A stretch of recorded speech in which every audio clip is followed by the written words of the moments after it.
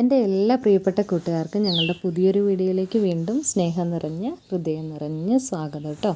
ഇന്ന് നമ്മൾ തയ്യാറാക്കാൻ വേണ്ടി പോകുന്നത്, ഇന്നിപ്പോൾ ഞാൻ നോക്കുമ്പോഴത്തേക്ക് കറി വെക്കാനായിട്ട് അങ്ങനെ പ്രത്യേകിച്ചൊന്നും കാണുന്നില്ല. അപ്പോഴത്തേക്ക് നമുക്ക് കുറച്ച് ഉപ്പിലിടാനായിട്ട് കൊണ്ടുവന്ന കുറച്ച് മാങ്ങ ഇരിപ്പുണ്ട്. അപ്പോൾ അതിൽ നിന്ന് മാങ്ങ എടുത്തിട്ട് ഒരു കറി വെച്ചാലോ എന്ന് ഇങ്ങനെ വിചാരിച്ചുകൊണ്ടിരിക്കുകയാണ് കേട്ടോ. അപ്പോൾ ഈ മാങ്ങക്കറി ആണെങ്കിൽ നമുക്ക് ഇറച്ചിയും മീനും അങ്ങനെയൊന്നും ഇല്ലെങ്കിലും അതിനെല്ലാം എന്താ പറയുക, അതിൻ്റെ ഒന്നും കുറവറിയിക്കാതെ നമുക്ക് ഒരു കറി എന്ന് പറയുകയാണെങ്കിൽ അത് ഈ ഒരു കറിക്കാണ് പറ്റുള്ളൂ കേട്ടോ. കാരണം അത്രയും ഗംഭീരമായിട്ടുള്ളൊരു മാങ്ങാക്കറിയാണ് കേട്ടോ. അപ്പോൾ ഇത്രയും മാങ്ങയൊന്നും വേണ്ട, ഇത് ഞാൻ ഉപ്പിലിടാൻ വേണ്ടി കുറച്ചങ്ങ് കുറച്ചുള്ളൂ. അപ്പോൾ അതിൽ നമ്മൾ ഒരു മാങ്ങ പിന്നെ അടുത്തൊരു മാങ്ങേൻ്റെ പകുതി, അങ്ങനെ ഒരു 1.5 മാങ്ങയാണ് എടുക്കുന്നത് കേട്ടോ. അപ്പോൾ അത് അത്യാവശ്യം നല്ല മൂത്ത മാങ്ങയാണ്. അപ്പോൾ അതിൽ ഈ ഒരു കറി അതിഗംഭീരമായിട്ടുള്ളൊരു കറിയാണ് കേട്ടോ. അപ്പോൾ ഒന്ന് കണ്ടു നോക്കിയിട്ട് വരാം നമുക്ക്. അപ്പോൾ അതിന് വേണ്ടിയിട്ട് ഞാൻ 2 മാങ്ങ എടുത്തിട്ടുണ്ട്. അത് അരിഞ്ഞു വെച്ചു. 2 തണ്ട് കറിവേപ്പില, പിന്നെ കടുക് വറക്കാനായിട്ട് ചെറിയുള്ളി, അതുപോലെ തന്നെ കുറച്ച് എരിവിന് ആവശ്യത്തിനുള്ള ഒരു 4-5 പച്ചമുളക് ഞാൻ നീളത്തിലൊന്ന് കട്ടി കുറച്ച് കീറി എടുത്തിട്ടുണ്ട്. പിന്നെ കുറച്ച് ഇഞ്ചി, പിന്നെ ഒരു അരമുറി സവോളയും കൂടി എടുത്തിട്ടുണ്ട് കേട്ടോ. അപ്പോൾ ഈ ഒരു വീഡിയോയിൽ കുറച്ച് വെളിച്ചത്തിൻ്റെ കുറവുണ്ട്, നമുക്ക് കറണ്ട് ഇല്ലായിരുന്നു, അതുകൊണ്ടാണ്. അപ്പോൾ അതെല്ലാവരും എൻ്റെ കൂട്ടുകാർ ഒന്ന് ക്ഷമിക്കുമെന്ന് ഞാൻ വിശ്വസിക്കുകയാണ് കേട്ടോ. പിന്നെ ഇതിലേക്ക് നമുക്ക് ഒരു മുറി തേങ്ങ എടുത്തിട്ടുണ്ട്. ആ തേങ്ങേൻ്റെ പാലാണ് നമുക്ക് വേണ്ടത് കേട്ടോ. അപ്പോൾ പാല് പിഴിഞ്ഞെടുക്കുകയാണ് നമ്മൾ ചെയ്യുന്നത്. ഒരു ഗ്ലാസ് അളവിൽ 1-ാം പാലും 1 കപ്പ് അളവിൽ 2-ാം പാലുമാണ് കേട്ടോ. ഇത് 2-ാം പാലാണ്, ഇത് കുറച്ചധികം ഉണ്ട്. അതുപോലെ തന്നെ 1 ഗ്ലാസ് അളവിൽ 1-ാം പാലും കൂടി ഞാൻ എടുക്കുന്നുണ്ട് കേട്ടോ. പിന്നെ ഇതിലേക്ക് സവോള എടുത്ത് വെച്ചിട്ടുണ്ട്. സവോളയൊക്കെ നീളത്തിലാണ് കട്ട് ചെയ്തെടുത്തിട്ടുള്ളത് കേട്ടോ, കനം കുറച്ച്. പിന്നെ കടുക് വറക്കാൻ വേണ്ടിയിട്ട് കുറച്ച് ചെറിയുള്ളിയും കറിവേപ്പിലയും എടുത്ത് വെച്ചിട്ടുണ്ട്. ഒരു ചട്ടി എടുക്കുക, അതിലേക്ക് നമുക്ക് നീളത്തിൽ ഈ ഒരു കനത്തിൽ വേണം കേട്ടോ. കാണാൻ പറ്റുന്നുണ്ടല്ലോ, ഈ ഒരു കനത്തിൽ നമ്മൾ ഇതുപോലെ നീളത്തിൽ നമ്മുടെ മാങ്ങ ഒന്ന് അരിഞ്ഞിരിക്കുക. വളരെ ഫേമസ് ആയിട്ടുള്ളൊരു കറിയാണ്. ഇപ്പം തന്നെ നിങ്ങൾക്ക് പലർക്കും മനസ്സിലായി കാണും ഞാൻ ഏത് കറിയാണ് വയ്ക്കാൻ പോണേന്നുള്ളതില്ലേ.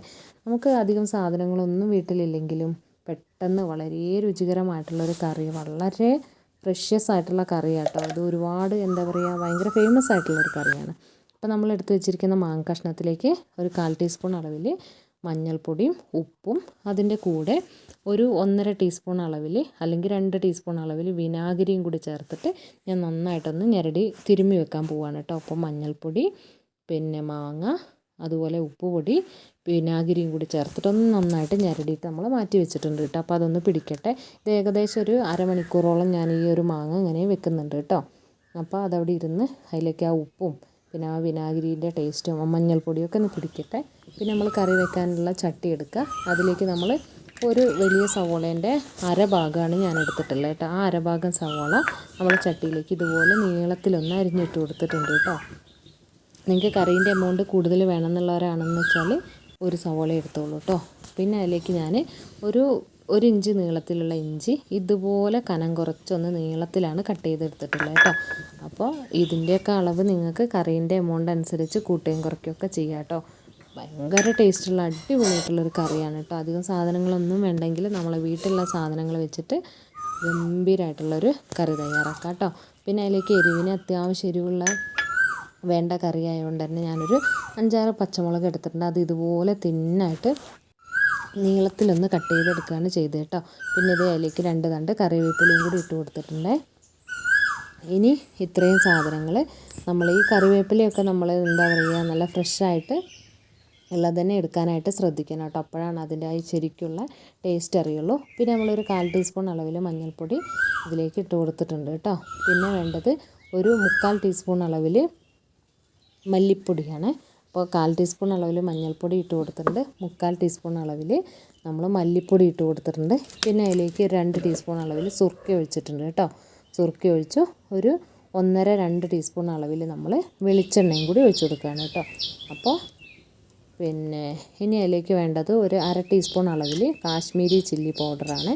അപ്പോൾ നമ്മൾ സവോള ഇട്ട് കൊടുത്തിട്ടുണ്ട്, ഇഞ്ചി ഇട്ട് കൊടുത്തിട്ടുണ്ട്, കറിവേപ്പില, പച്ചമുളക്, മല്ലിപ്പൊടി, മുളക് പൊടി, മഞ്ഞൾപ്പൊടി, ഉപ്പുപൊടി, പിന്നെ നമ്മൾ അതിലേക്ക് കറിവേപ്പില ഇട്ട് കൊടുത്തിട്ടുണ്ട്.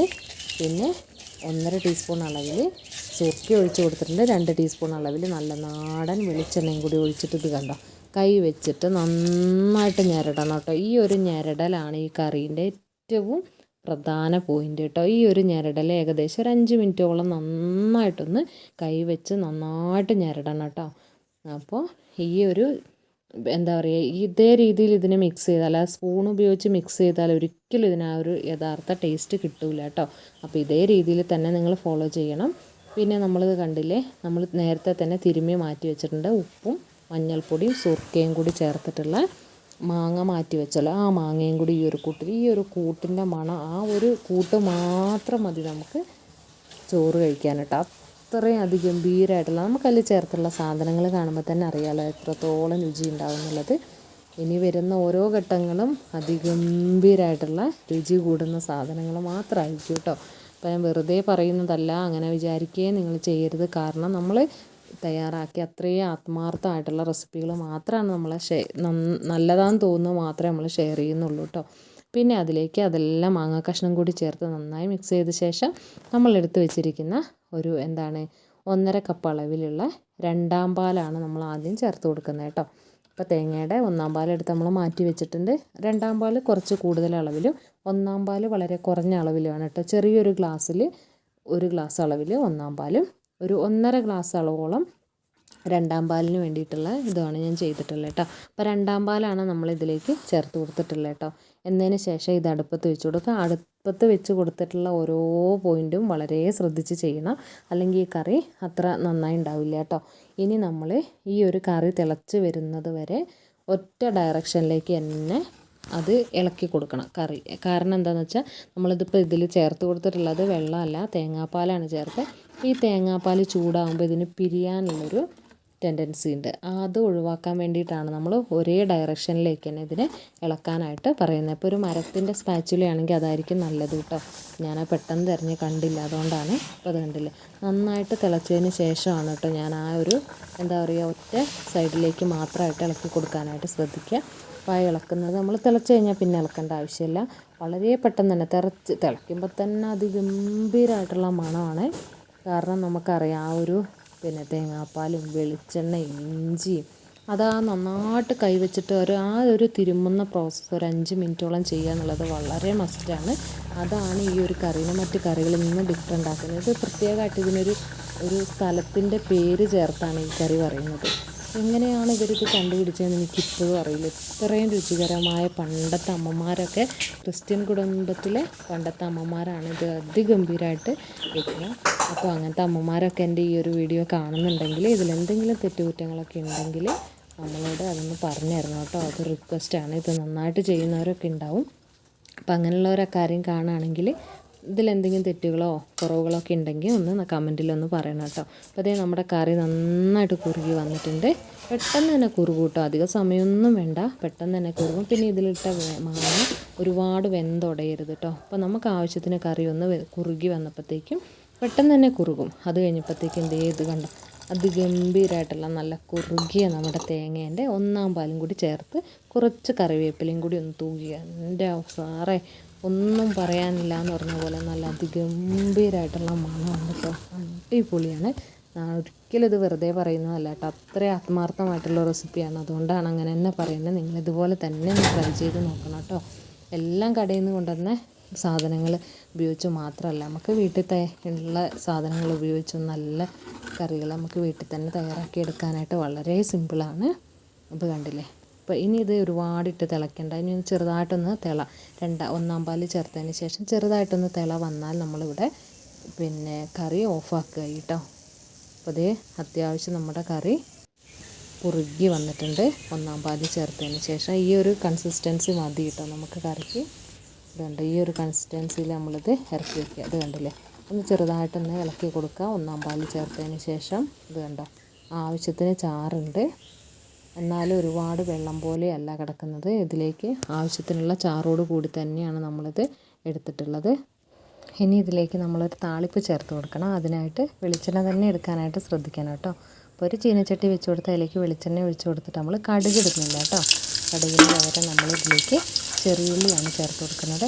ഈ ചെറിയുള്ളി നന്നായിട്ടൊന്ന് മൂത്ത് വരട്ടെ. നന്നായിട്ട് ചെറിയുള്ളി മൂത്ത് വരുന്നവരെ നമ്മൾ വെയിറ്റ് ചെയ്യണം. അപ്പോൾ ഇതിലേക്ക് കടുക് ഇറക്കാനായിട്ട് എന്തായാലും നിങ്ങൾ ചെറിയുള്ളി തന്നെ എടുക്കാനായിട്ട് ശ്രദ്ധിക്കണം കേട്ടോ. പിന്നെ നമ്മൾ അതിലേക്ക് വേണ്ടത് ഒരു തണ്ട് കറിവേപ്പിലയാണ്. ആ കറിവേപ്പിലയും കൂടി ഒന്നിട്ട് കൊടുക്കുക. എന്നിട്ട് അത് നന്നായിട്ടൊന്ന് വെളിച്ചെണ്ണയിൽ കിടന്ന് ആ ഒരു കറിവേപ്പിലയും ചെറിയുള്ളിയൊക്കെ നന്നായിട്ടൊന്ന് മൂത്ത് വരട്ടെ കേട്ടോ. പിന്നെ ഇത് ഈ ഒരു വീഡിയോ നിങ്ങൾ കാണുമ്പോൾ അത് പൂർണ്ണമായിട്ടും കാണാനായിട്ട് ശ്രദ്ധിക്കണം കേട്ടോ. കാരണം അതിൽ ഓരോ സ്റ്റെപ്പും വളരെയധികം ഈ ഒരു കറിക്ക് എന്താ പറയുക ഇമ്പോർട്ടൻസ് കൊടുക്കുന്നതാണ്. ഓരോ സ്റ്റെപ്പും അതിൻ്റെ ടേസ്റ്റിനെ ഡിപ്പെൻഡ് ചെയ്യുന്ന സ്റ്റെപ്പുകളാണ്. അതുകൊണ്ട് തന്നെ സ്കിപ്പ് ചെയ്ത് കണ്ടിട്ടുണ്ടെങ്കിൽ അതിൻ്റെ യഥാർത്ഥ രുചി നിങ്ങൾക്ക് ആക്കിയെടുക്കാനായിട്ട് പറ്റില്ല കേട്ടോ. ഇത് കണ്ടോ നമ്മളുടെ പിന്നെ ചെറിയുള്ളിയും കറിവേപ്പിലയൊക്കെ അത്യാവശ്യം നന്നായിട്ട് മുരിഞ്ഞു. ഈ ഒരു ടൈമിൽ നമ്മൾ ഒരു 1/4 ടീസ്പൂൺ അളവിൽ മുളക് പൊടി ഇട്ട് കൊടുക്കുക. അതുപോലെ തന്നെ ഒരു 1/4 ടീസ്പൂൺ അളവിൽ നമുക്ക് വേണമെങ്കിൽ അതിലേക്ക് മഞ്ഞൾപ്പൊടിയും കൂടി ഇട്ട് കൊടുക്കണം. മഞ്ഞൾപ്പൊടി ഇല്ലെങ്കിലും കുഴപ്പമില്ല, മുളക് പൊടി മതി കേട്ടോ. എന്നിട്ട് അതും കൂടി നമ്മളെ കറിയിലേക്കൊന്ന് ചേർത്ത് കൊടുത്താൽ അടിപൊളിയായിട്ടുള്ള നല്ല കുറുകിയ ചാറോട് കൂടിയ നല്ല അടിപൊളി മാങ്ങാക്കറി ഇവിടെ റെഡിയായി വന്നിട്ടുണ്ട് കേട്ടോ. അപ്പോൾ ഇതെല്ലാവരും ട്രൈ ചെയ്ത് നോക്കണം. എന്നിട്ട് ഫീഡ്ബാക്കൊക്കെ നമ്മൾ അറിയിക്കണം കമൻറ്റ് സെക്ഷനിൽ.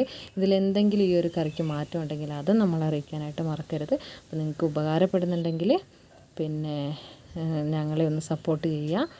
പിന്നെ ഒന്ന് ലൈക്ക് അടിക്കാനായിട്ട് മറക്കരുത്, നിങ്ങൾക്ക് ഇഷ്ടപ്പെട്ടെങ്കിൽ മാത്രം കേട്ടോ.